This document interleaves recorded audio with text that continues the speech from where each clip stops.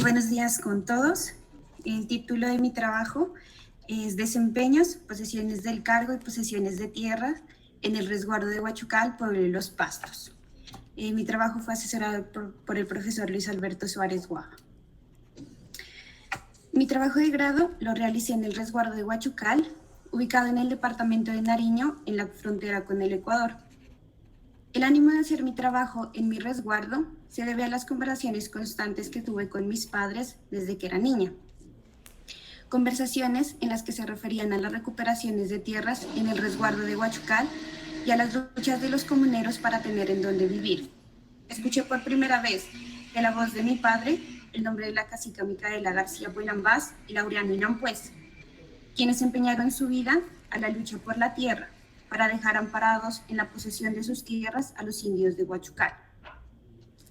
En mi resguardo conocí a don Segundo Cuatín, a doña Gloria Asa, a doña Leonor Tutalchá, a doña Rosita Calpa, a doña Mercedes Inampuez. Anduve con la corporación del Cabildo, con la comunidad, y mi padre se volvió en un guía, en un maestro para mi aprendizaje, y mi madre en la escucha constante de mis andanzas. Con los mayores aprendí que el derecho es la tierra y por eso toca recuperarla, pero también aprendí que ese derecho es comunal, por eso no se toma en propiedad, sino en posesión. El argumento central de este trabajo se desarrolla bajo la idea de empeños y desempeños. La noción de desempeño la escuché por primera vez mientras acompañaba las posesiones de tierras en el resguardo de Huachucal, y empecé a tener claridad de ella en las conversaciones con don Julio Paguay, mayor del resguardo del Gran Cumbal, cuando me conversó que a él lo invitaban a la sacada de la vieja en las casas recién hechas. La vieja es un espíritu del monte, y las casas recién hechas son propensas a ser habitadas por este espíritu que no deja que la familia habite con tranquilidad. Y la vieja también puede ser un hombre disfrazado de mujer que sale en los carnavales o el 31 de diciembre en los recorridos. Don Julio conversaba que a él lo invitaban para ser la vieja o el padre. Y al final desempeñábamos, me dijo. ¿Cómo así?, le pregunté. Y me dijo, sí, sabíamos irnos para atrás de la casa, nos cambiábamos de ropa, la devolvíamos y nos daban trago. En ese momento mi trabajo se encaminó por descubrir si los cargos del Cabildo, las recuperaciones de tierras y las posesiones de tierras se podían explicar desde el desempeño, o si los cargos y la tierra desempeñaban. Primero tomé algunos conceptos de la RAE, del diccionario de 1780. Ahí encontré que el desempeño es el cumplimiento de la obligación, palabra u oferta. Pero para que haya un desempeño, tiene que haber primero un empeño. El empeño es una obligación contraída por haber dado en prenda alguna cosa. Estos dos conceptos se enfocan en la obligación. Una obligación que se adquiere, se cumple y se devuelve. En el resguardo de Huachucal, esa obligación que se empeña y desempeña se adquiere a través de un cargo como agrimensor o como cabildante, al menos en lo que pude percibir de mi trabajo de campo en el resguardo. Probablemente hay más. Por su parte, el cargo es cargar alguna cosa, es una obligación, precisión de haber, hacer o cumplir alguna cosa. Cuando un comunero se posesiona de un cargo, tanto la comunidad como la tierra quedan encargadas en él. El que tiene el cargo está en la obligación de cumplir fiel y legalmente el cargo que se les encomienda. Está en la obligación de trabajar por el bien propio y el de la comunidad. Al asumir el cargo, el comunero está empeñado. Para poder asumir el cargo, también se debe tener en cuenta la voluntad. Doña Gloria Asa me enseñó que el cargo se debe asumir con ánimo y voluntad para que le vaya bien. Una voluntad que depende de los mayores y de la tierra. En el pueblo de los Pastos, las voluntades no son solamente humanas y deben ser ganadas con trabajo, con esfuerzo, con empeño. Teniendo en cuenta lo dicho, el empeño es entregar la vida y asumir un cargo o una obligación con ánimo y voluntad. Y el desempeño es cumplir y devolver la obligación que se les encomendó. Es pasar la voluntad de los de adelante a los que vamos atrás. Empeñar y desempeñar es posible porque los cargos, las obligaciones, las voluntades y la tierra están en posesión y no en propiedad. El empeño y el desempeño además convergen en el aguardiente blanco. como objeto o sustancia que permite transmitir las voluntades. Este aguardiente puede ser chapil o aguardiente nariño. El aguardiente hace que las personas se comprometan a acompañar, como ya lo dijo mi compañera Yoreli Kiwandar en su trabajo sobre los castillos en el 2020. El aguardiente es quien les da ánimo a los comuneros para aceptar la obligación y asumir con ánimo y voluntad. Para abordar este argumento, elaboré 4 capítulos. Al primer capítulo lo llamé Empeño, verán bonito Taiticos, que se enfoca en la posesión del cargo. Para la elaboración de este capítulo, me apoyé en el hecho de que mi padre fue elegido como alguacil para ejercer en el 2021. Lo acompañé desde el momento en que fue nombrado para el cargo. El cabildo está conformado por 10 personas. Los 5 primeros cargos tienen al principal y su suplente, y son elegidos por voto cantado el primer domingo de diciembre de cada año. Los otros 5 cargos corresponden a los alguaciles, que tienen solo un principal y son nombrados por los alguaciles salientes, no tienen votación. Los alguaciles salientes nombran a quien consideran pertinente para el cargo, así como los mayores nombran a los hijos de la tierra que les van a heredar, de acuerdo como hayan trabajado. La voluntad del mayor se debe ganar y la voluntad del cargo también, pues los alguaciles salientes tienen que ver si el cargo que van a devolver y a entregar va a ser ocupado por una persona responsable. Nombrar es entregar una responsabilidad, sea la responsabilidad de cuidar la tierra y trabajarla o de asumir el cargo de cabildante o agrimensor. La entrega de esta obligación está mediada por la voluntad de la tierra. En las asambleas que se convocan, En las asambleas que se convocan a los dirigentes y a los comisionados para sacar una terna de candidatos, se escucha decir entre los asistentes: si recibió de la recuperada, tiene que recibir el cargo. Si tiene la tierra, tiene que aceptar el cargo. Así como ha recibido los derechos sin decir nada, tiene que aceptar el cargo. La recuperada es la tierra que ha recibido por andar en las recuperaciones de tierras. Entonces, si yo he recibido mi derecho, que es la tierra, y además ese derecho viene de la recuperada, estoy en la obligación de recibir el cargo y de servir a la tierra y a la comunidad, más que sea un añito. Para que el comunero pueda asumir como cabildante una vez nombrado o elegido, debe tener sus herramientas. En esta parte me enfoqué especialmente en las herramientas o cosas que hacen al alguacil, como el hacial, la insignia, la ruana, el bolso y la copa de cristal. El hacial está compuesto por 2 partes. La primera es el mango, por donde lo sostendrá el alguacil, y está hecho del miembro reproductor del toro. Se toma la medida del centro de la mano al codo para que al momento de aplicar los usos y costumbres, el alguacil pueda aplicar la fuerza precisa, ni de más duro ni de más suave. La segunda parte es la que entra en contacto con los comuneros, cuando se los posesiona o cuando se los reprende por alguna falta cometida. Para esta parte se corta el cuero del toro o de la vaca en 6 tiras y se tuerce de 2 en 2, para un total de 3 correas, que son 2 veces la medida del mango. El hecho de que el hacial venga del miembro del toro hace que éste venga cargado de una fuerza que proviene del toro y a la vez de la tierra. Esa fuerza no es encargada a todos los miembros del cabildo. Los que la llevan son los alguaciles y la alcaldesa. Jaime Clavijo, de su etnografía en el resguardo de Pasta Saldana en 2012, define a la fuerza del toro como una fuerza brava que es controlada por el hombre cuando va cansando al toro a medida que va trabajando en yunta. Además, señala que no solo en Nariño se asocia la fuerza del hombre con la fuerza del toro. También sucede en el altiplano cundiboyacense. Algunas personas ingieren los testículos del toro para adquirir la fuerza contenida en él. Por ejemplo, la sopa de testículos es llamada sopa de criadillas y dicen que da fuerza, que alienta. La sopa del glande es conocida como sopa de raíz y es muy común tomarla para el vigor sexual. Teniendo en cuenta lo anterior, puedo decir que en realidad no es la persona la que aplica justicia, no es el alguacil ni la alcaldesa, sino es la fuerza que está contenida en el hacial, la fuerza del toro, una fuerza que viene de la tierra misma porque el toro se cría de ella y con ella. Por eso, estos castigos no se hacen para causar daño a los comuneros, sino por el contrario, como dicen los mayores, hay que reprender para que caminen recto, para que hagan las cosas al derecho.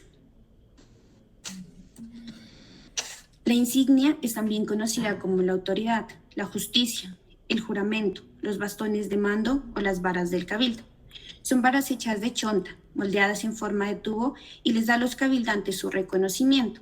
Todas terminan en una punta de metal. Don Jaime Cuastumal del resguardo de Huachucal me conversó que es necesario que sea así porque cuando se posesiona la tierra son ellas las que posesionan.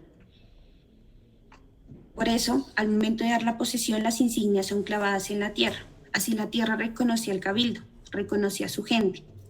La chonta de la que son hechas las insignias también la sacan del monte. También están cargadas de esa fuerza del monte, que es la que le da fuerza a los cabildantes para ejercer autoridad. La ruana también debe ser portada por todos los cabildantes para que los proteja del frío y los acompañe en su camino. Las ruanas son hechas por las mujeres. Mi madre y mi abuela me solían conversar que cuando una pareja se casaba, la mujer le entregaba una ruana a su marido para que lo acompañe siempre que salía de casa. Además, los mayores también conversan que las ruanas bien tejidas las utilizaban en las recuperaciones de tierras para que las cubrieran de las balas con las que los recibían los hacendados en las entradas. El bolso se utiliza para guardar el hacial y la copa de cristal se utiliza para repartir el trago. Es de cristal porque antes no había desechables y todos tomaban de la misma copa.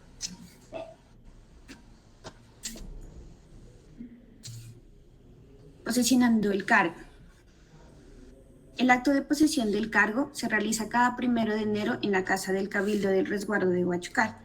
La posesión del cargo es uno de los momentos más importantes y por ende más solemnes que tiene la comunidad, porque es el momento en que los comuneros reciben el juramento de cumplir fiel y legalmente el cargo que se les encomienda y de obrar por el bienestar de la comunidad, o de lo contrario ser llamados para dar sus descargos. Por un año del 1 de enero al 31 de diciembre, la comunidad queda encargada en los cabildantes. Encargar, como apunta Felipe Becerra de su etnografía en el resguardo de Cumbal, es cuidar algo que se guarda y que se quiere compartir más adelante. Luis Alberto Suárez también nos dice que encargar es poner un cuidandero para que vele o esté atento. Y también es dejar a cargo algo o alguien para criar y criarse en el mundo. Estas características son equiparables al cargo de los cabildantes porque ellos son los cuidanderos de la comunidad y también hacen posible que la vida en el resguardo siga. Como padres de la comunidad, tienen el encargo de que ésta se críe. Después de tomar el juramento, a cada uno de los cabildantes pasan a desempeñar su cargo, empezando con el gobernador. El gobernador desempeña entregando el cargo, entregando la insignia, entregando la obligación al nuevo gobernador y entre los dos intercambian una botella de aguardiente y pasan a ocupar su puesto, su cargo. La botella de aguardiente es repartida entre los cabildantes y quienes acompañamos a la posesión. Yoreli Kiwantar propone que el chapil pringa o compromete a los comuneros para que sean fiesteros de los anticos y mamitas, y pringar se enseña a los comuneros a trabajar para criarse y esperar la fiesta que viene el otro año. Con el trago que brindan con la comunidad, los cabildantes salientes desempeñan, entregan su cargo y los cabildantes entrantes empeñan su vida, reciben el cargo para trabajar por el bien de la comunidad. En el segundo capítulo, al que titulé Recibo esta posesión real, formal y material, abordó las posesiones de tierra, la entrega de la tierra al comunero para que la usufructe por el bien propio y el de su familia. La posesión real se hace efectiva con el acto de posesión, cuando la fuerza contenida en el haciar reconoce al comunero como usufructuario de la tierra. Es formal cuando la posesión se legaliza a partir de un documento de seguridad que se cría en familia, según la voluntad de los mayores y de la tierra, y luego se formaliza con el cabildo. Y es material en la medida en que el comunero se deja contagiar de la tierra, por eso coge hierba y la echa sobre su cuerpo en el acto de posesión. También porque el comunero, una vez posesionado, se debe encargar de deslindar su parcela, de cercarla y, por supuesto, de trabajarla, porque si no la trabajan, no tienen derecho a ella. Para el acto de posesión de la tierra, además del cabildo y los posesionados, es necesario que se escoja a 3 agrimensores que son elegidos entre los acompañantes a la posesión o vistos previamente por los posesionados. Para que ellos puedan ser ocupados como agrimensores, es necesario el juramento a los agrimensores. Una vez que la corporación termina de dar apertura al acto de posesión, los agrimensores son llamados al frente para tomarles el juramento. Señores agrimensores, juran ante la autoridad del Cabildo y ante la comunidad indígena cumplir fiel y legalmente este cargo que se les encomienda. Si así lo hacen, la autoridad del Cabildo y su comunidad los premien. De lo contrario, serán llamados a la mesa del Cabildo para hacer sus descargos. Cada uno de los agrimensores porta una herramienta diferente. El decámetro es una cinta métrica que se usa para medir la tierra. El cordel es una cuerda delgada de cabuya que está envuelta en una vara de madera. Cuando hay posesiones de tierra, el cordel es indispensable porque con él se mide y se corta la tierra, y con la pala se hacen los mojones. Cuando se corta la tierra, primero se toma la medida con el decámetro y los alguaciles clavan sus insignias en la tierra para tener la señal. Luego, el cordel es estirado de esquina a esquina y los comuneros cortan la tierra con sus herramientas. Los comuneros deben tener cuidado de no tocar ni cortar el cordel, porque al estar juramentados pasan a ser sagrados y solo pueden ser usados por aquellos que fueron juramentados. La posesión. Para recibir la posesión, los posesionados se ubican delante de la corporación. El gobernador da un paso al frente y toma de la mano a los posesionados, de mayor a menor. Comienza a dar vueltas en la tierra y el gobernador les dice la letanía para hacer entrega de la tierra y aconsejar, como un padre a sus hijos. Administrando justicia, en nombre de la República de Colombia, amparados por la Ley 89 de 1890 y la nueva Constitución del 91, nuestra Escritura 047 y nuestros títulos coloniales, doy esta posesión real, formal y material para el goce y usufructo de usted y su familia. Por lo tanto, esta tierra no se puede vender, no se puede arrendar, no se puede hipotecar. De hoy y para siempre, esta tierra es suya. El rodeo se hace para que la tierra lo reconozca como usufructuarios. Los alguaciles van detrás de los posesionados, también dando vueltas, y una vez que terminan de decir la letanía, le dan 3 fuetazos con el lacial a los posesionados, mientras que estos recogen hierbas y las echan desde la cabeza hasta los pies.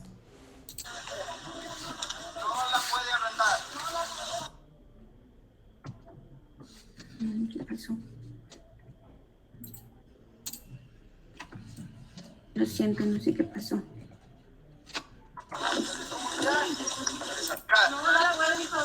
la pueden ajenar. Para siempre no es de ustedes.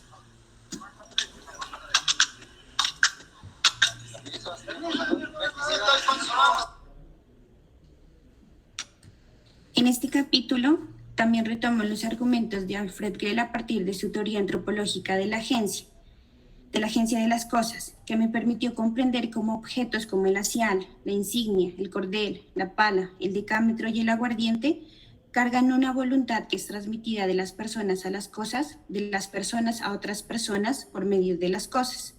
La voluntad en el resguardo de Huachucal es posesionar a los comuneros de la tierra y que la tierra se posesione de estos. Al tercer capítulo lo titulé Andábamos recuperando nuestro derecho. En este capítulo abordo la recuperación de tierras como una forma de posesión que necesita trabajo, afirmación que dialoga con lo ya propuesto por Luis Alberto Suárez. Recuperar la tierra para la comunidad del resguardo de Huachucal fue volver a lo propio. Con la colonización, la tierra nos fue arrebatada y puesta en propiedad de los hacendados y terratenientes. La recuperación permitió devolverle a la tierra su carácter comunal para ser trabajada por sus indios. La recuperación de tierras en el resguardo de Huachucal inició en 1986 con la posesión del común, y para posesionarse hicieron una zanja al ruedo para evitar que otros ingresaran. También hicieron ranchos, construcciones hechas con postes, adobes de tierra y paja o cortadera para cubrirlos. Se cubrían con su propia tierra y ahí se quedaban a hacer las guardias. Todo esto como señal de posesión. En el común permanecieron haciendo guardia por cerca de un año. Ahí los líderes conversaron con la comunidad y, como me dijo doña Gloria Asa, nos hicieron entender que tocaba entrar a las haciendas. En 1987 empezaron a hacerse las entradas a las haciendas. Las entradas eran momentáneas, eran una estrategia con la que los comuneros presionaban a los hacendados para que entregaran las tierras. Los funcionarios del INCORA, entidad del Estado colombiano encargada de ejecutar la política de reforma agraria, negociaban con los hacendados las tierras, les pagaban una suma considerable por ellas y luego las entregaban a los comuneros. Las recuperaciones de tierras en el resguardo de Huachucal confluyen en el nombre de Laureano Inampuez, quien desempeñó como recuperador. Laureano Inampuez nació un miércoles de ceniza de 1955 en una familia humilde de la vereda Tinta, parcialidad Cualapud y Pialput del resguardo de Huachucal. Es el quinto de 12 hermanos. Doña Mercedes Inampuez, tía de Laureano, lo recuerda como un niño inquieto, curioso, que quería seguir estudiando en la escuela. Sin embargo, creció en una época en la que sus deseos de terminar sus estudios en el colegio y quizás de seguir una profesión fueron frustrados por la precariedad económica en la que vivía la mayoría de indígenas de la época. En una entrevista que le hizo Alfredo Molano para un documental que fue publicado en 1992, Laureano Inampuez recuerda esos momentos de escasez de esta forma. Voy a citarlo. Hubo un verano y unas heladas, cuando tuve 10 u 11 años, no recuerdo exactamente, y nos daban solamente, decían chullita, era sopa de cebada, chara llamamos acá, y no había papas. Yo venía y me mandaban a traer tamo y a trabajar y llegaba. Yo era con hambre a la 1 de la tarde a comer y no encontraba sino chara. Y yo lloraba y la regaba y vuelta, pero volví a decir, deme más, porque como no había más, sin papas. En ese tiempo me acuerdo de que hubo mucha hambre, pero decían los mayores, contaban, ha habido más hambre. Laureano Inampuez, después de trabajar hasta los 20 años con su padre, viajó. Dicen que se fue lejos, nadie sabe bien a dónde. Unos dicen que se fue a Holanda, otros que se fue para Estados Unidos, otros que se fue para el Cauca. No se sabe, pero volvió. El mismo Laureano le contó a Alfredo Molano que en 1978 realizaron el primer Congreso de Indígenas en Nariño junto con otros jóvenes del resguardo y el movimiento indígena. Para la época, y el Gran Cumbal había tomado la batuta con la recuperación de Llano de Piedras en 1976. Laureano hacía reuniones y en ellas explicaba el contenido de la escritura 047. Hacía entender a la comunidad y la llevaba a hacer recorridos por los linderos del resguardo, porque decía que por más título claro y jurídico y los límites estén claros, mientras no se la defienda, no será válido. Por más que tenga 10 firmas, 14 sellos del rey, del virrey, del libertador de la colonia, del presidente, no va a servir si se deja abandonado, porque se meten otros. Pero si el título, además de tener esos sellos, hay defensa, hay control, hay rodeo, porque eso es querer la tierra. Laureano enseñaba que querer la tierra era trabajarla, era andarla. Así cumplió su obligación, la obligación de ser el guía para la recuperación de tierras, hasta que en 1994 fue asesinado. Pero su legado no murió, todavía se insiste en recuperar la tierra. En el último capítulo lo titulé Desempeño, la voluntad de la tierra. En este capítulo hago un breve análisis de la escritura 047, que es la base del resguardo y quien guarda la voluntad de la cacica Micaela García Puenambás, que también es la voluntad de la tierra. La escritura 047 consta de 21 folios protocolizados el 26 de agosto de 1895 en la notaría primera de la ciudad de Ipiales. Los cabildantes tenían en su poder una serie de documentos de la época colonial en los que se atestiguaba pleitos que Micaela García Puenambás mantuvo por décadas con hacendados y terratenientes que pretendían introducirse en las tierras del común de los indios de Huachucal. Pues manifiesta que la corona española, a través de provisiones y cédulas reales, amparó en posesión de sus tierras a los indios de Huachucal. Después de la protocolización, la escritura permaneció oculta por un siglo. No se sabía de su existencia. Laureano Inampuez le contó a Alfredo Molano cómo fue reencontrarse con los títulos. Decíamos, ¿qué será esto? No se ve nada. Entonces una vez leyendo nos quedamos en un sol y cuando fue como aclarando.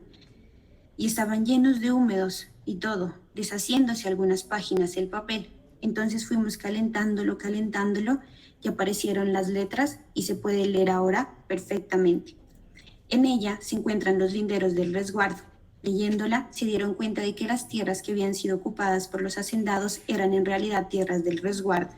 La escritura fue el impulso para recuperar la tierra y reveló su voluntad, una voluntad que no se crió solamente con los documentos que dejó la corona, sino también con los saberes de las mayores antiguas, porque ellos fueron quienes delimitaron la tierra cuando la corona formó los resguardos. Este trabajo es solo una excusa para poder aprender más de mi pueblo, de su historia y de su vida, que es mía también.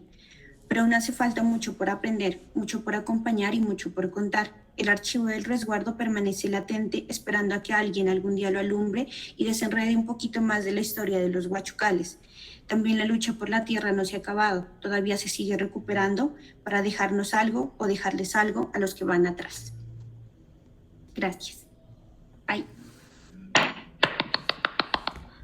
Vale, Claudia, muchas gracias a ti por tu exposición. Damos entonces paso a un espacio de preguntas y de comentarios por parte de los asistentes. Entonces, quien tenga alguna pregunta o algún comentario para Claudia puede abrir su micrófono o puede ponerlo en el chat, que aquí le daremos la respectiva lectura.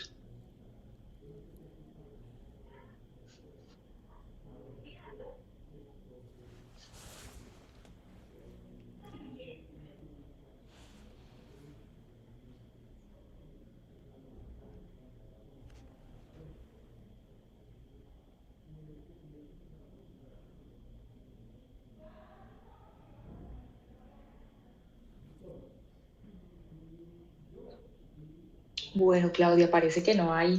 Ah, bueno, Camilo, profesor Camilo. Gracias, buenos días.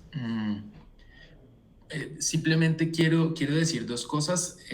La primera es que, bueno, agradecerle a Claudia por la exposición tan clara, decirle que quedó muy antojado de leer el texto por el apartado que leyó, también el tono en el que está escrito y la manera. Y decir que es muy importante la recuperación de las etnografías que se vienen haciendo sobre temáticas conexas, especialmente las etnografías locales, que a veces un poco perdemos de vista por múltiples razones. También por darme la luz sobre, ya sé cuál es qué es lo que hace el chapil, que pringa, que yo llevaba algunos años también pensando en ese efecto. Entonces creo que también para mi propia comprensión es importante. Y por último, una cuestión de tipo más teórico.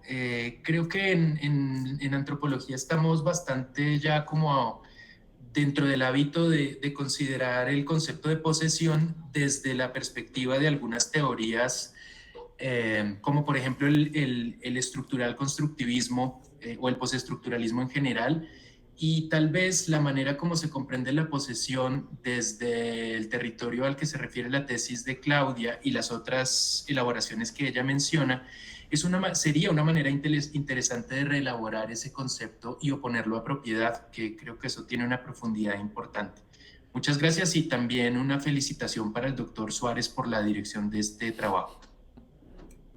Claudia, tienes el micrófono apagado. Ay, qué pena. Pues mientras Esteban escribe una pregunta, le puedo hacer el comentario a Camilo. Ok. Sobre lo de que el chapil pringa, que es algo que lo trabajo un poco más mi compañera Yoreli. Ella estuvo también trabajando sobre los castillos allá mismo en Huachucal y ahí apareció esta noción de pringarse, que es como comprometerse, como enseñarse al trabajo para poder hacer las fiestas. Lo de los castillos es una fiesta a los antiguos. Y pues de ahí también sale parte de lo que yo propongo, porque efectivamente cuando se posesionan del cargo, se chuman o se emborrachan y ahí se comprometen realmente al cargo, es lo que yo propongo también. Es un compromiso que se materializa o que se hace efectivo ahí al momento de chumarse. Vale, muchas gracias. Pena. Bueno, a ver, Esteban dice, ¿me escucha? Bueno, dice lo siguiente, Esteban. A ver que tengo el micrófono. Así. Dice, me encantó la exposición sobre la posesión, felicitarte y preguntarte si la cacica se aparecía en las recuperaciones como se oyen historias en Cumbal sobre el Taita Cumbe. Pues no es tan conocida la cacica como fue el cacique Cumbe en Cumbal. En Huachucal la cacica permaneció, pues la historia de la cacica es más bien lo que se encuentra en las escrituras, en la escritura 047 en este caso, solamente se le encuentra ahí y los mayores pues la recuerdan desde ese momento, desde el momento en que empezaron a leer nuevamente las escrituras y empezaron a recordar el nombre de la cacica. Y sí es como que permaneció un poco oculta, no es tanto como, no tiene esa trascendencia como el que tuvo el cacique Cumbe en el resguardo de Cumbal, pero en las escrituras se puede leer que hizo un trabajo enorme de dejar los amparos para los que íbamos atrás, para la recuperación de tierras. Vale, Claudia. Y vamos para finalizar esta parte de preguntas con Yoreli, que también tiene su mano levantada. Ay, perdón. No, Celia. ¿Sí vas a preguntar? No, sí, ahí sí. Se me levantó la mano, qué pena. Pero felicito a Claudia y es un bonito trabajo que vale la pena leerlo. Como han dicho algunos profesores, no es trabajo que nosotros hacemos es acompañar estas luchas de nuestros mayores y este trabajo es providencia. Felicitarla y un abrazo para todos. Bueno, voy a leer aquí un comentario en el chat. Dice don Jairo Inán, pues, Pa y compañera Claudia, una buena exposición de lo que aconteció en nuestro resguardo, una forma simple, adecuada para entender y fortalecer el proceso de nuestro pueblo originario.